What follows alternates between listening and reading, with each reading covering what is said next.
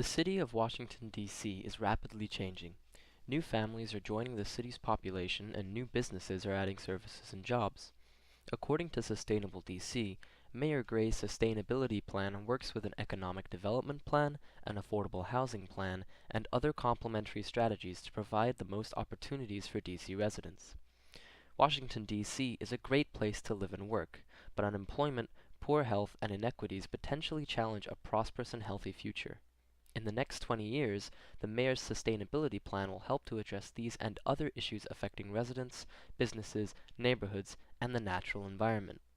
Mayor Gray announced his sustainability plan in July of 2011 with the intention of making Washington, D.C. the healthiest, greenest, and most livable city in the United States. The District of Columbia has faced multiple decades of population decline, but has managed to turn things around as of recent. According to Sustainable D.C., since April of 2010, the district's population has grown by more than 30,000 residents. This population expansion has motivated Mayor Gray to plan for a city that is environmentally, economically, and socially sustainable.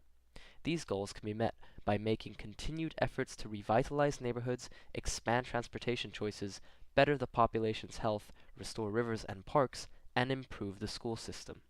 In just one generation, Mayor Gray plans to make the District of Columbia a model of innovative policies and practices that improve quality of life and economic opportunity.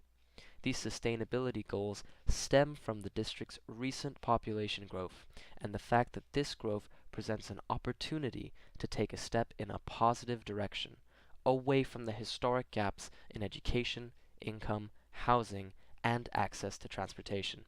The mayor's sustainability plan will demonstrate how enhancing our natural and built environments, investing in a diverse, clean economy, and reducing disparities among residents can create an educated, equitable, and prosperous society. Here is what DC is doing to ensure economic sustainability in the district. According to Sustainable DC's plan, less than 30% of all jobs in DC were held by DC residents between the years of 2005 and 2009.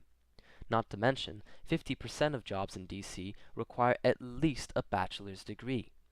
DC's new plan aims to create 3 times as many small businesses and 5 times as many jobs that provide green services. Their efforts include giving all residents high-quality education, and the Sustainable DC plan is partnering with labor and business communities to ensure training for job seekers. In the next 5 years, DC plans to create 19,500 new and permanent jobs through new local businesses. They also plan to average an annual 1,080 jobs and give 17,050 unemployed and underemployed residents permanent employment through direct training or tax credits.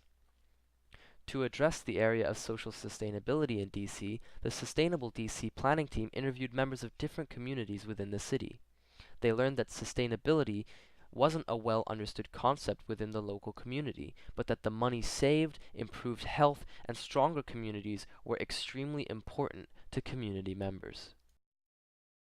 In the past, DC has struggled with favoring wealthier neighborhoods with amenities and environmental and health benefits over impoverished communities. Playgrounds, parks, and schools were in better condition in wealthier neighborhoods, and industrial infrastructure was often home to low-income neighborhoods.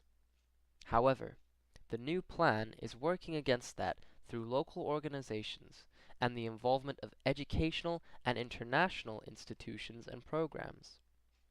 Places of worship in the DC area have long been advocates for sustainability, from having solar panels in the Florida Avenue Baptist Church to blessing for bikes at All Souls Unitarian Church, according to the Sustainable DC plan. Local faith-based organizations have worked to support green building and encourage members to become involved in living a sustainable lifestyle at home.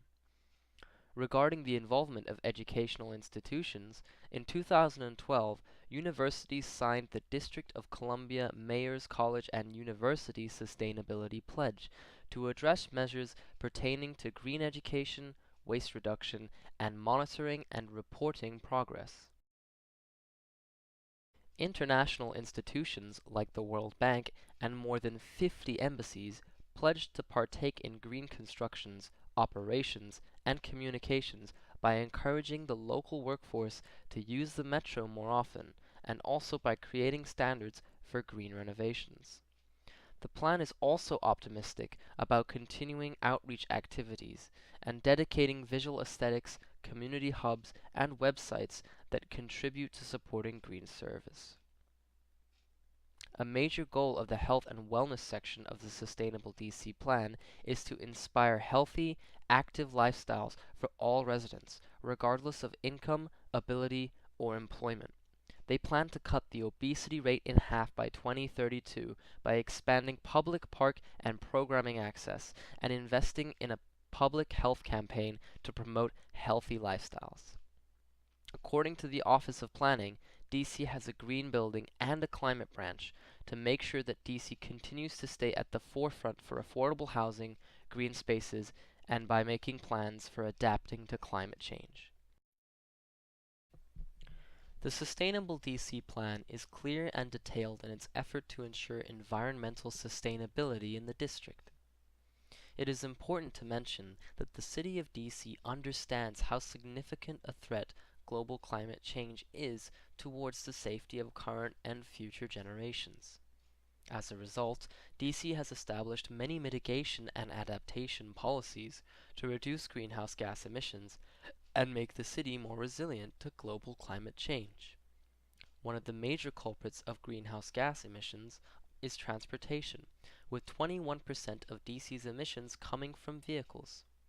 Hence, DC has established a mitigation policy that requires all vehicles weighing more than 26,000 pounds to pass an emissions test in order to be legally registered. Additionally, DC is aiming to expand its transit system by developing a 37-mile streetcar network in order to provide more people with the option of using public transportation. Furthermore, a climate action plan has been released that will allow the public to better understand and share greenhouse gas emissions data. This plan is not only beneficial because it enables the American people to make more informed decisions, but because it helps to make people more aware of the issues surrounding greenhouse gas emissions and their connections to global climate change.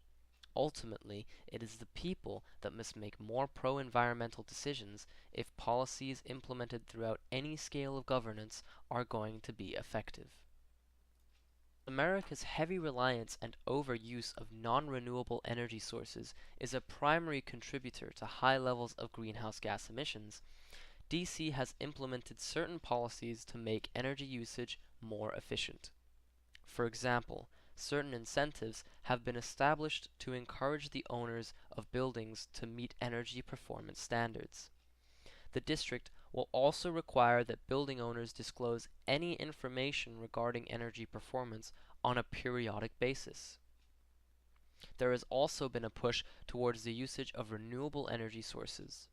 The district will fund $500 million worth of renewable energy installation and energy efficiency retrofits during the next 5 years. As a measure of improving DC's environmental status, the city has implemented certain policies to protect and restore its wetlands. Wetlands are crucial because they not only improve air and water quality, but also help to protect urban civilizations from floods and heat waves. These natural disasters are often a result of global climate change. First off, the district will develop an urban wetland registry, which will document sites in DC that require wetland restoration and contain specifications to restoration projects. Secondly, the district aims to add and maintain 140 acres of new wetland along the Anacostia and Potomac rivers. In addition to maintaining its wetlands, DC aims to expand the amount of urban tree cover. By expanding tree cover and green spaces, cities expand their ecosystems and also the magnitude of their carbon sinks. Carbon sinks help to clean up air pollution and mitigate the prevalence of global climate change, and also serve as a benefit towards human health. The district's mission is to cover 40% of the district with a health tree canopy by 2032. This will be accomplished by planting 8,600 trees throughout the city every year until that time. While the sustainability plan for the District of Columbia thoroughly covers each of the three pillars of sustainability, a feature that is coming soon to the plan is additional funding for community-based organizations, otherwise known as CBOs. In the food section of the Sustainable DC plan, steps such as streamlining the process to find and use land for community agriculture projects and installing educational gardens at 50% of DC public schools are outlined to increase community agriculture in the city. While these are important steps towards an increase in community agriculture and local sustainable spaces, they do not necessarily outline how these spaces will develop. According to Neighborhood Green, a guide for community-based organizations, the involvement of CBOs is central to the development of community gardens. Neighborhood Green bases its recommendations on the revitalizing effects of CBOs in distressed communities within New York City. They note that CBOs are great partners in the development of community gardens because of the benefits from organizations' experience with property management and development, community organizing, and fundraising. The District of Columbia is observing the effects of CBOs in cities like New York to incorporate this vital aspect of sustainable communities into its plan.